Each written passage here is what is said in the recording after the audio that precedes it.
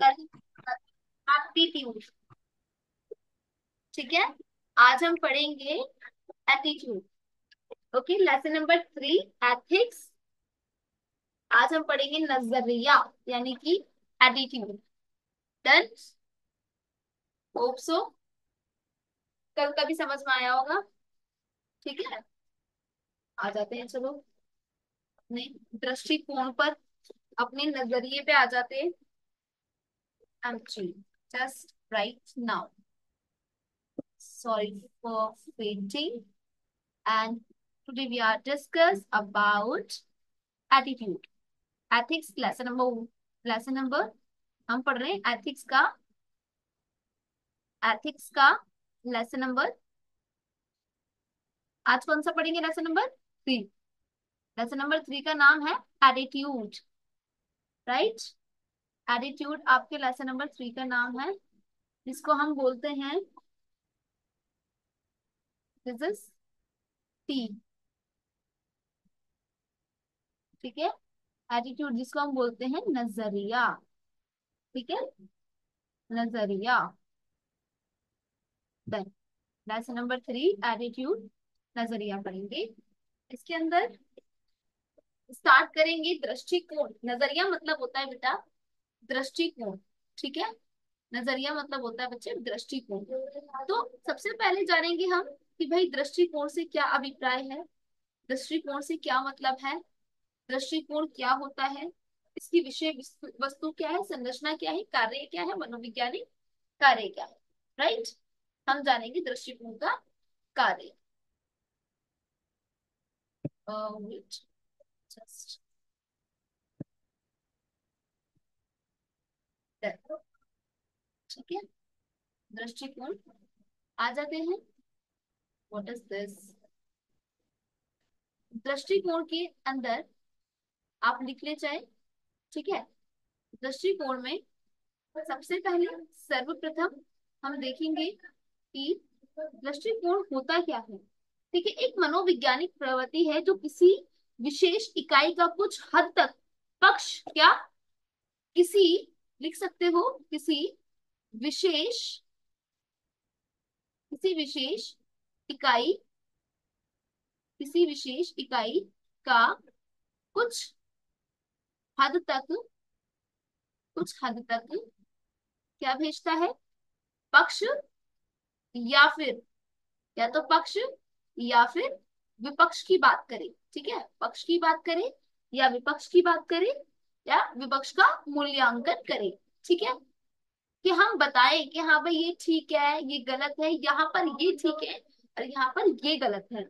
ठीक है, तो वो होता है आपका दृष्टिकोण। देन दृष्टिकोण का वर्गीकरण किस प्रकार से किया जाता है। ठीक है, दृष्टिकोण क्या है भाई? पक्ष या विपक्ष के मूल्यांकन करना दृष्टिकोण कहलाता है।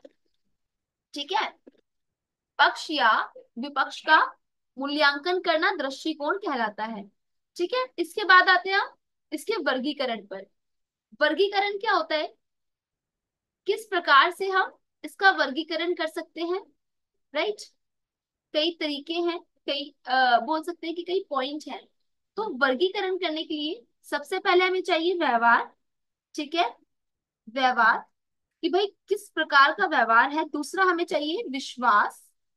ठीक है, और third is third is third is सचेतन। अब ये सचेतन क्या है? ठीक है, सचेतन में क्या है बेटा, कि जब भी हम किसी की वर्गीकरण की बात करते हैं तो क्या होता है, वर्गीकरण के अंदर मतलब दृष्टिकोण के वर्गीकरण में क्या होता है कि जब किसी भी पक्ष को या विपक्ष की इकाई के ऊपर हम क्या कर रहे हैं, किसी भी वस्तु या विशेष के ऊपर हम पक्ष दे रहे हैं, उसके फेवर में है, उसके अगेंस्ट में है, तो क्या होगा, उसके फेवर या अगेंस्ट में क्या होगा, फिर हम या तो अपना मूल्यांकन देंगे, पर उसका भी एक तरीके का व्यवहार होगा, उसका एक प्रकार का विश्वास होगा। या तो मैं विश्वासघात के ऊपर होंगी, या विश्वास से उसकी सटीकता के ऊपर होंगी, है ना। या फिर सचेतन के ऊपर हम इसका वर्गीकरण कर सकते हैं। राइट, वर्गीकरण मतलब ये है कि हम किस प्रकार से दृष्टिकोण को देख रहे हैं, या आपका नजरिया कैसा है। कहते हैं ना नजरिया कैसा है, तो वो नजरिया है कि किसी विशेष इकाई को कुछ हद तक या तो मैं पक्ष में जाऊंगी या विपक्ष में जाऊंगी, उसके व्यवहार के ऊपर, उसके विश्वास के ऊपर, उसका जो पक्ष और विपक्ष होगा ना, जो भी मैंने दिया। मान लो डेमोक्रेसी है, एक एग्जाम्पल लेते हैं छोटा सा, ठीक है। मान लो डेमोक्रेसी है, ठीक है। अगर मान लो डेमोक्रेसी है, तो बेटा इसमें क्या होगा डेमोक्रेसी में कि डेमोक्रेसी में मैंने पक्ष की बात करी, ठीक है। अगर पक्ष की बात करी तो मैं क्या बोलूंगी, उसको नजरिया बताऊंगी पहले कि भाई डेमोक्रेसी जो है वो, सभी सरकारों में या सभी शासन के रूप में सबसे अच्छा शासन है। वजह विश्वास क्यों है मुझे डेमोक्रेसी के अंदर, क्योंकि यहाँ पे स्वतंत्र व निष्पक्ष चुनाव होते हैं, है ना। अगर मैं क्या करूंगी बेटा, इसके बारे में बोलूंगी तो स्वतंत्र व निष्पक्ष चुनाव होते हैं, ठीक है। डेमोक्रेसी के अंदर स्वतंत्र व निष्पक्ष चुनाव होते हैं, ठीक है। तो मैं इसके पक्ष में बोल रही हूँ ना, इसलिए मैं इसके पक्ष में बोल रही हूँ, इसलिए, है ना। अब मैंने इसके विपक्ष में बोलना है ना। अब मैंने इसके विपक्ष में बात करनी है। तो जैसे सचेतन में भाई ये भी हो सकता है कि भाई शासन का एक ऐसा रूप है जहाँ पे जनता खुद अपनी प्रतिनिधि को चुनती है। सबसे बढ़िया तो यही है कि यहाँ पे वोटिंग का हमें मिल रहा है ना। अब यहाँ पे मैं या तो विपक्ष में भी दे सकती थी, ऐसा नहीं है मैं पक्ष में दूंगी, हो सकता है मैं विपक्ष में बोल सकती थी इसके, है ना। तो मेरा नजरिया है ना ये, मैं बोलू विपक्ष में भाई शासन तो अच्छा है ना। मैं बोलू शासन तो अच्छा है डेमोक्रेसी, पर क्या है डेमोक्रेसी में, भाई बहुत खर्चीला है। खर्चीला क्यों है, खर्चीला क्यों है भाई, कि जब यहाँ पर चुनाव होते हैं ना, तो बहुत लोग प्रचार करने में बहुत पैसा खर्च करते हैं। दूसरा, कभी कभी मतलब जो यहाँ पे फैसले जो होते हैं ना, वो देरी से होते हैं बहुत ज्यादा, पहले लोकसभा फिर राज्यसभा फिर संसद, इस तरीके से फैसले जो होते हैं ना बहुत देरी से होते हैं, फैसले बहुत देरी से होते हैं। पर मैं यहीं पे एक फैसले वाले पॉइंट को पक्ष में बोलूंगी तो क्या बोलूंगी, तो भाई फैसला बिल्कुल देर से होता है, पर बिल्कुल सटीक होता है। ये नहीं होता कि जल्दबाजी में कुछ भी कर दिया, है ना।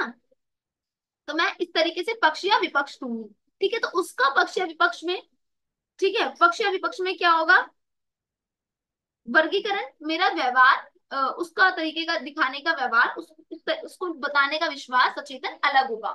देन अब आते हैं हम दृष्टिकोण के घटक के ऊपर। जो मेरा दृष्टिकोण है, नजर है, उसका घटक क्या होगा, दृष्टिकोण, दृष्टिकोण के घटक के ऊपर, दृष्टिकोण के घटक,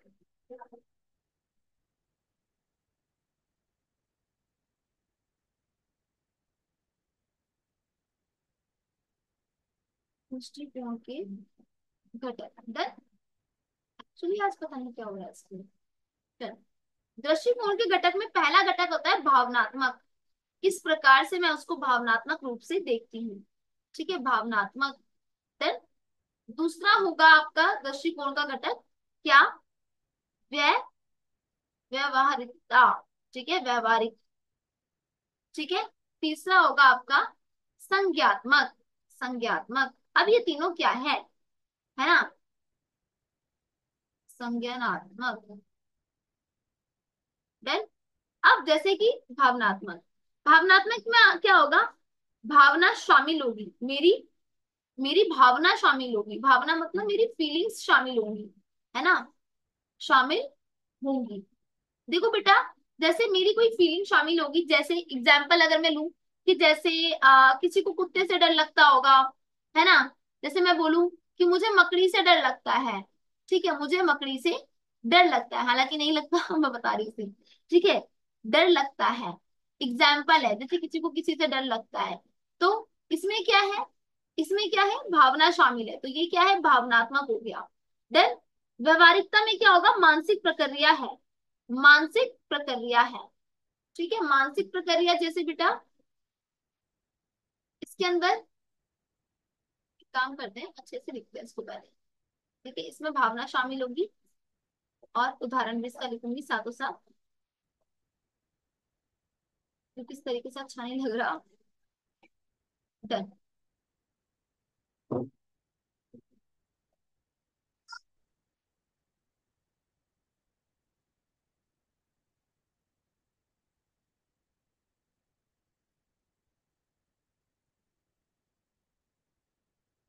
हाँ,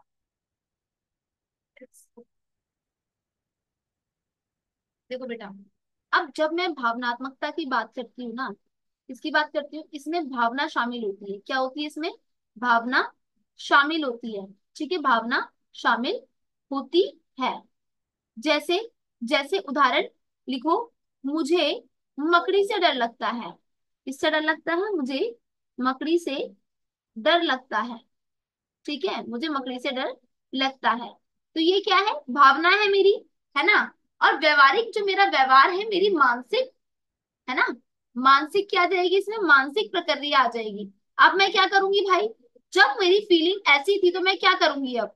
भाई मैं मकड़ी से दूर रहूंगी, मैंने सोच लिया मैं मकड़ी से दूर रहूंगी क्योंकि भैया मुझे उससे डर लगता है, तो मैं मकड़ी से दूर रहूंगी। इसे बोलते हैं व्यवहारिक, जो मेरे व्यवहार में आया। ठीक है, मैं मकड़ी से दूर रहूंगी जिसके कारण मेरी भावनाओं के कारण मेरे व्यवहार में ये आया कि अब मैं मकड़ी से दूर रहूंगी। संज्ञानात्मक जो है, तर्क क्या दूंगी मैं इसके बदले, है ना, अंतर्ज्ञान क्या दूंगी, है ना। और इसमें धारणा क्या होगी? अंतर्ज्ञान के साथ धारणा क्या होगी? ठीक है, धारणा क्या होगी इसकी?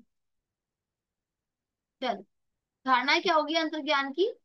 क्या होगी बेटा? मेरा मानना है मकड़ियां खतरनाक, मतलब तर्क जो दूंगी मैं, वो ये दूंगी क्यों मुझे डर लगता है भाई मकड़ी से। मेरा मानना है, मेरा मानना है कि मकड़ी बहुत खतरनाक होती है।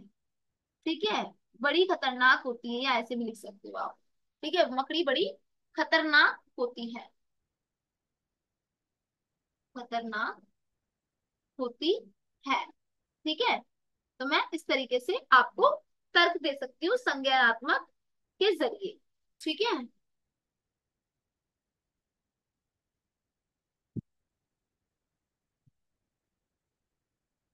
डन? समझ में आया? हम्म, डन। अब आते हैं, अब आते हैं बेटा, आगे बढ़ते हैं। हमें पता चल गया दृष्टिकोण के घटक क्या है। ठीक है, अब आगे बढ़ते हैं। दृष्टिकोण के निर्माण के पीछे कारण क्या है? अच्छा, हो सकता है मैंने जो दृष्टिकोण अपनाया है किसी को देखने का, है ना, उस दृष्टिकोण के पीछे, उस दृष्टिकोण जो मेरे दिमाग में बना है, मेरा नजरिया बना है, उस दृष्टिकोण के निर्माण के कारक कुछ और ही हो, है ना। निर्माण के पीछे के कारण कुछ और ही हो, है ना, निर्माण के पीछे के कारण, मतलब मेरे दिमाग में जो नजरिया बना है ना, उसके कारण कुछ भी हो सकता है, कुछ भी हो सकता है। जैसे क्या क्या कारण हो सकते हैं उसके? देखो, उसके पीछे के कारण हो सकते हैं क्या? संस्कृति हो सकती है ना। जैसे कोई पर्दे पे बात कर रहा है ना, उसकी खुद की संस्कृति है तो वो नकारात्मक बोल ही नहीं सकता है ना। तो परिवार की बात कर रहा है, कोई ज्वाइंट फैमिली में रहता है ना, कोई न्यूक्लियर फैमिली की बात कर रहा है, तो उसकी दृष्टिकोण उसकी अलग तरीके से होगी। या फिर उनके परिवार में वो चीज चलती है ना, उनकी संस्कृति में वो चीज चलती है, तो उनका दृष्टिकोण कुछ और होगा।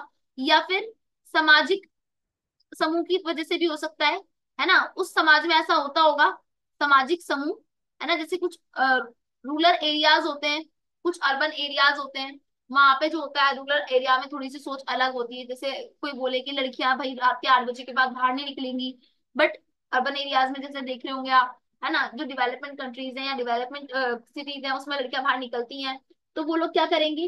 वो लोग इस बात को खिलाफ रहेंगे, तंज कसेंगे इस बात पर, है ना, कि ऐसा तो नहीं होता, ये तो नहीं होता, वो तो नहीं होता, है ना। तो ये रहेगा इनका, है ना। तो इस तरीके से क्या रहेगा इनका? दृष्टिकोण के पीछे के कारण रहेंगे। समझ गए? अब आता है आपका कि इन कारणों में और क्या कारण हो सकते हैं। जैसे सामाजिक समूह था, है ना, और क्या हो सकता है कि संस्थाएं हो सकती हैं कुछ, है ना, जो संस्थाएं काम कर रही हैं इससे रिलेटेड। ठीक है, उसके उसके लिए दृष्टिकोण अलग होगा वो, है ना। और कुछ परिचय भी हो सकता है इंसान की खुद की भी, क्या हो सकता है? परिचय हो सकता है उसके पीछे, उसके दृष्टिकोण के पीछे, कि भाई उसके साथ वो जीवन में घटना घटित हुई हो, इस वजह से वो उसके उसको लेकर इतना ज्यादा इनसिक्योर है या वट। ठीक है, समझ में आया होगा। अब दृष्टिकोण में परिवर्तन लाने की तकनीकें क्या है? क्या करें जो हम अपने दृष्टिकोण में जैसे कि मान लो कोई समूह है, वो कहता है कि एजुकेशन जरूरी नहीं है। ठीक है, मान लेते हैं कि एक आप शहर में रहते हैं और वहां पर उस शहर में लोग कह रहे हैं कि गर्ल्स एजुकेशन तो बिल्कुल भी जरूरी नहीं है क्योंकि लड़कियों को तो चूल्हा चौका करना होता है। मान लो कि ये उनकी दृष्टिकोण नजरिया है उनका। आप क्या बोलेंगे? आप ये बोलेंगे काका नजर चेंज करो, नजरिया चेंज करो, है, ऐसा तो नहीं बोलेंगे। अब मतलब क्या करेंगे आप फिर? है, कुछ तो करना पड़ेगा, बोलने से तो कुछ नहीं होगा।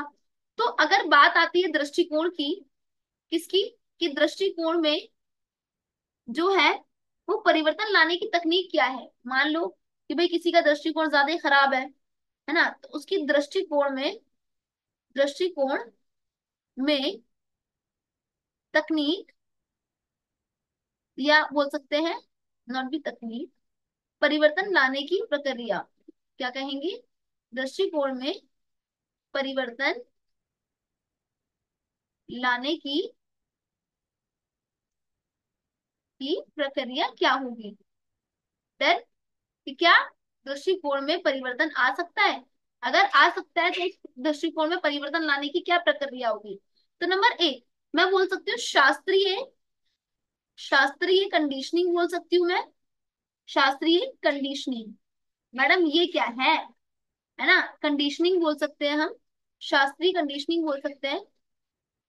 वाई, शास्त्रीय कंडीशनिंग से क्या होगा, देखो, अगर मैं शास्त्रीय कंडीशनिंग की बात कर रही हूँ तो इसका मतलब बार बार सकारात्मक सोच के संपर्क में लाया जाए। मतलब मैं क्या कह रही हूँ, कि उस इंसान को बार बार सकारात्मक सकारात्मक सोच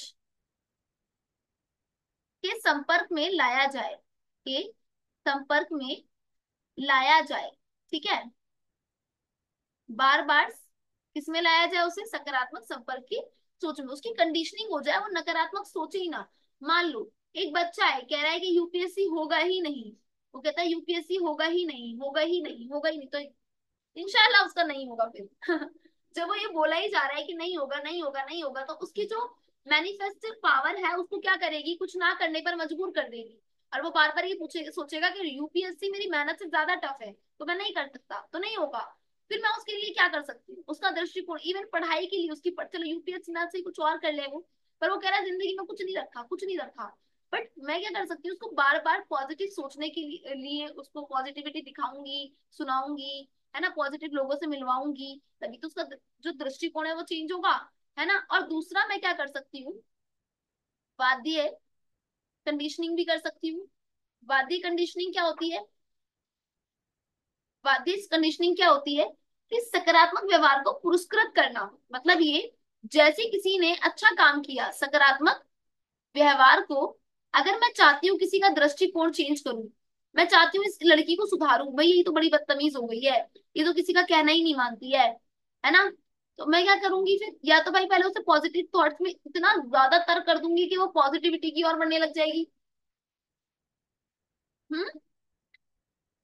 या फिर सेकंड में क्या करूंगी, उसके व्यवहार को पुरस्कृत करूंगी। अब ये क्या है, मान लो कि एक बच्चा है, वो नहीं पढ़ता, कुछ नहीं करता, बदतमीजी करता है, बहुत ज्यादा बदतमीजी करता है बच्चा, वो घर वालों की भी नहीं सुनता, क्या करूँ मैं उसे, पहले तो मैं पॉजिटिविटी उसके अंदर लेकर आऊंगी। दूसरा मैं क्या करूंगी, अगर वो कुछ भी अच्छा काम करेगा, जरा सा भी, मान लो उसने एक हैंड राइटिंग बहुत अच्छी लिखी है, वो कुछ भी लिख रहा है, चाहे वो गाना लिख रहा है, उसकी राइटिंग अच्छी आई, नहीं भी आई, थोड़ी बहुत ही अच्छी आई, मैं फिर भी क्या करूंगी, उसको बहुत ज्यादा पुरस्कृत करूंगी, उसको शाबाशी दूंगी, है ना।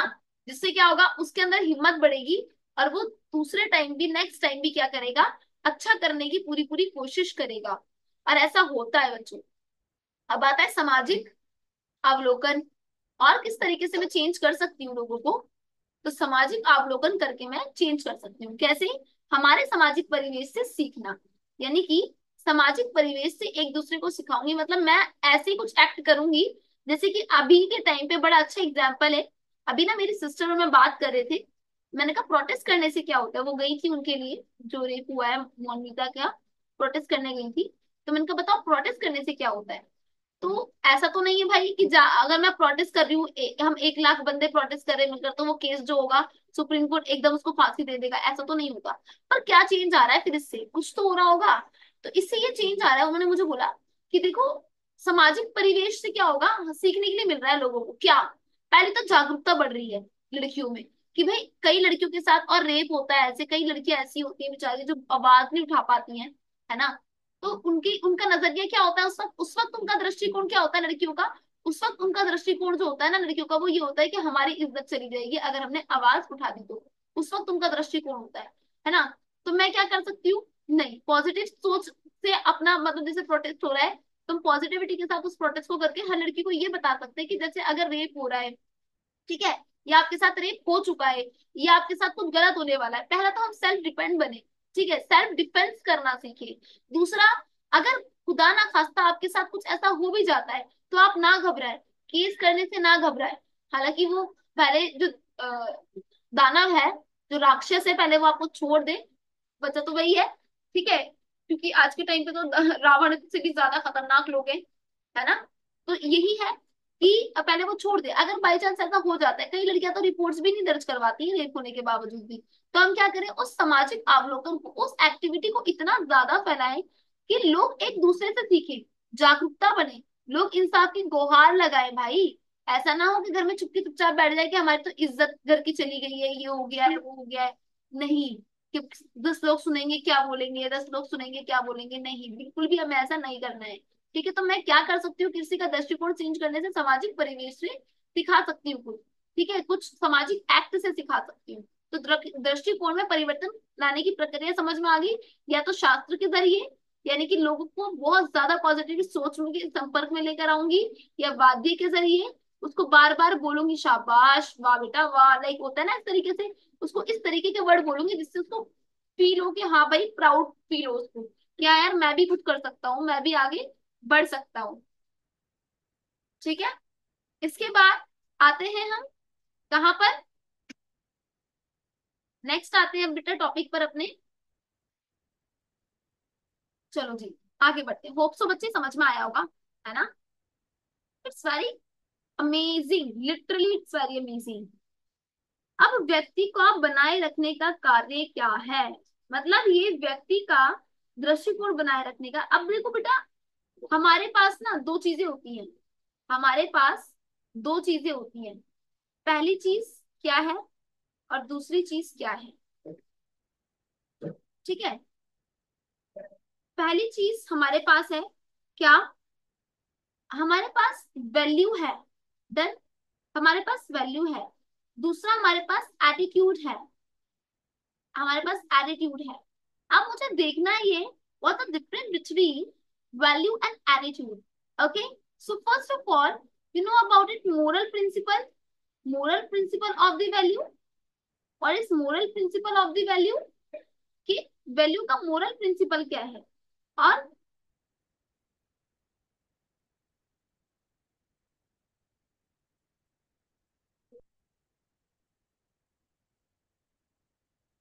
एक मिनट, हाँ, मॉरल प्रिंसिपल, वैल्यू जो है हमारे लिए क्या होना चाहिए बेटा, मोरल प्रिंसिपल होना चाहिए। फर्स्ट ऑफ ऑल हमारे पास वैल्यू का, वैल्यू जो है हमारे लिए सबसे पहले नैतिक दृष्टिकोण के हिसाब से सबसे पहले है ना। और ये जो एप्टीट्यूड होता है बेटा, वैल्यू जो है, मूल्य जो है, वैल्यू जो है वो मॉरल प्रिंसिपल है हमारे लिए। और एटीट्यूड जो है वो ओनली ओपिनियन है ना, एक ओपिनियन तो रख रहे हैं हम किसी भी चीज को लेके, या तो मैं उसके तर्क में रखूंगी, ठीक है, ओपिनियन रख रही हूँ, या फिर और स्टेंसर्स रख रही हूँ, ठीक है, या तो मैं तर्क में रखूंगी, या मैं, या फिर मैं विपक्ष में रखूंगी। ठीक है, तो अब वैल्यू क्या है, part of, part of persons, part of persons character. मैं आपके कैरेक्टर्स का जो पर्सन पार्ट जो है उसे वैल्यू बोलूंगी। भाई मोरल प्रिंसिपल है, हर किसी को, हर किसी में इतना सबब होना चाहिए कि भाई वो इंसान दूसरों की हेल्प करे, अगर किसी को बेसहारा देख रहा है तो वो उसकी हेल्प करे, ठीक है। हर किसी में इतना पार्ट मतलब पर्सन के अंदर इतना कैरेक्टर, ऐसा पार्ट होना चाहिए। एंड ये जो है पार्ट ऑफ पर्सनैलिटी। अब आपको समझ नहीं आ रहा होगा मैम ये आखिर है क्या, पर्सनैलिटी और कैरेक्टर में क्या अंतर होता है, बड़ा डीप है ना। पर्सनैलिटी और कैरेक्टर में क्या अंतर होता है, तो देखो कैरेक्टर जो है ना बेटा, वो आपका चेंज नहीं किया जा सकता है, पर्सनैलिटी आपकी चेंज की जा सकती है। कैसे, जैसे मैं बोल रही हूँ भाई ये डेमोक्रेसी मुझे नहीं अच्छी लगती, मैं ऐसा बोल दूँ, ऐसा तो बेटर है, डेमोक्रेसी से अच्छा कुछ नहीं है, तो मेरे को क्या करोगे आप मुझे डेमोक्रेसी के फीचर्स बताएंगे एडवांटेजेस में, कहेंगे कि मैम ये एडवांटेजेस है, ठीक है, तो ये क्या है मैम, बहुत इंपॉर्टेंट है, ये क्या है, बहुत अच्छे हैं, है ना। आप मुझे बताओगे, मैं कहूंगी यार हाँ आप तो सही कह रहे हो, मैंने तो शायद ये पढ़ा ही नहीं था।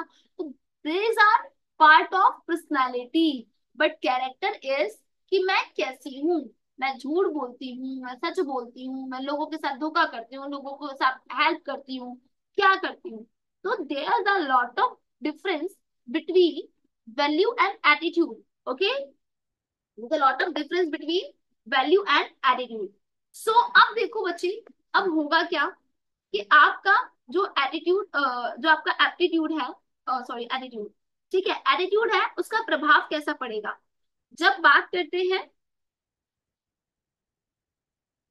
जब हम बात करते हैं बेटा एटीट्यूड की। ठीक है, हम बात कर रहे हैं एटीट्यूड की।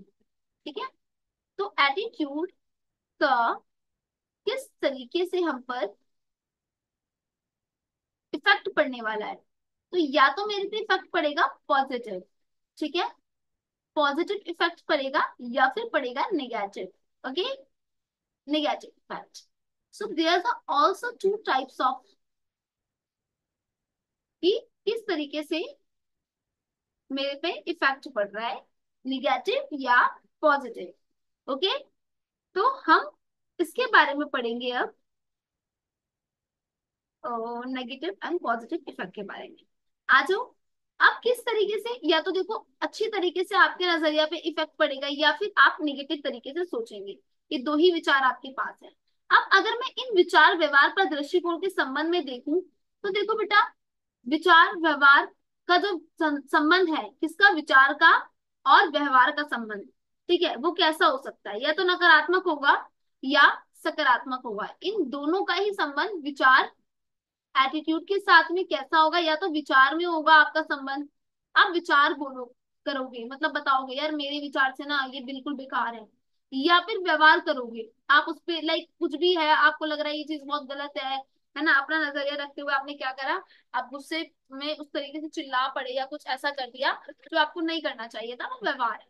ठीक है, ये आपका पॉजिटिव एंड नेगेटिव एटीट्यूड को दिखाता है। जैसे यूएसए के लोग चीन के लोगों के लिए नकारात्मक सोच विचार रखते हैं, इसी कारण उनके लिए नकारात्मक व्यवहार रखते हैं। जैसे मान लो, अच्छा मान क्या लो, हम एक उदाहरण लेते हैं कि जैसे हमारे लिए जो यूके वाले लोग हैं, यूके कौन, यूनाइटेड किंगडम के ब्रिटिश लोग जो थे, हमारे लिए क्या करते थे बेटा, जो थॉट्स हैं, जो थॉट्स हैं वो इंडिया के लोगों के लिए बहुत बेकार रखते थे। और जब वो थॉट बेकार रखते थे ना बच्चे, तो इस तरीके से वो हमारे साथ व्यवहार भी गलत करते थे, है ना। हमारे साथ वो व्यवहार भी क्या करते थे बेटा, बहुत गलत करते थे, है ना। हमसे इतनी गंदी तरीके से बात करना, हमें गलत समझना, है ना, ये सारे उनके व्यवहार थे हमारे साथ में। और किस तरीके की किए हमने तो ये पढ़ा भी लिया है ऑलरेडी, है ना। अब इसके टाइप देखते हैं कि एटीट्यूड जो है बेटा, इसका टाइप क्या होता है। ठीक है, एटीट्यूड का टाइप क्या है, अब हम इसके टाइप देखते हैं। आ जाते हैं टाइप पे, then complete your chapter, right. अब आ जाते हैं टाइप पर, कि एटीट्यूड का टाइप क्या होते हैं।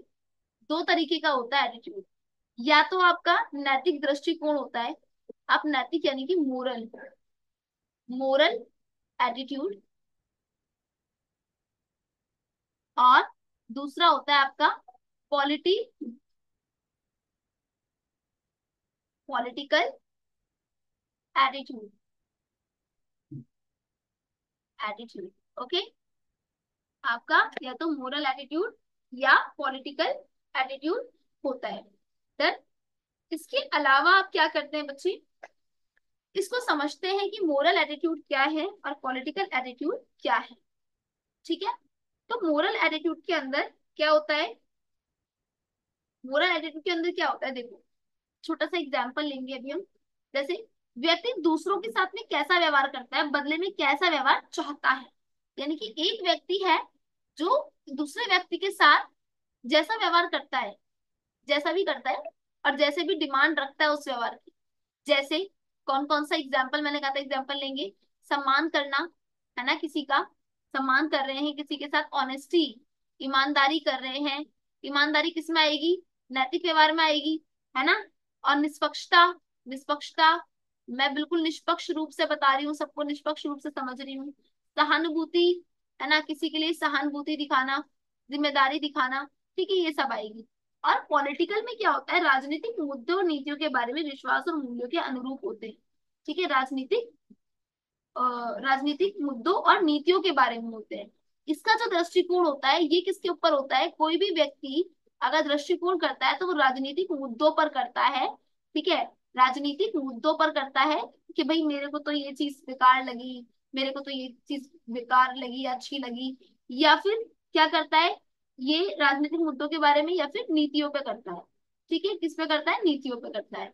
तो हमें ये याद रखना है, ठीक है, ये दृष्टिकोण किस पे है, इंसान पर है, कि भाई मैंने इसके साथ अच्छा व्यवहार करा, ये भी मेरे साथ अच्छा व्यवहार करे। तो ये राजनीतिक पर है कि भाई हमने सरकार को जिताया, ये कर क्या रही है, आखिर ये क्या कर रही है, तो ये वो दृष्टिकोण है। एग्जाम्पल के लिए निर्णय लेना, ठीक है, निर्णय लेना, ठीक है, निर्णय लेना, और जनमत करना, जनमत, है ना, और राजनीतिक विमर्श करना, राजनीतिगत परिणाम, ये सब क्या हो गया आपका दृष्टिकोण का, दृष्टिकोण के टाइप हो गई। देन होप सो आपको समझ में आया होगा, एक छोटा सा क्विकली रिवीजन ले लें, ठीक है, ताकि आप पूरी क्लास को अच्छे से समझ पाए बेटे। एक क्विकली रिवीजन ले लेते हैं, बहुत छोटी सी रिवीजन। पहले दृष्टिकोण है क्या, पहले सबसे पहले दृष्टिकोण है क्या, यानी कि एटीट्यूड क्या है, एटीट्यूड क्या है, ठीक है, दृष्टिकोण क्या है। अगर मैं इसको एटीट्यूड बोल रही हूँ, दृष्टिकोण बोल रही हूँ, तब तक तो आपको समझ में ढंग से नहीं आने वाला, पर जैसे ही मैंने इसे नजरिया बोल दिया आप समझ जाएंगे। नजरिया क्या होता है, कि भाई मैं किसी भी चीज को पक्ष या विपक्ष के रूप में बोल सकती हूँ, वो नजरिया है ना, वो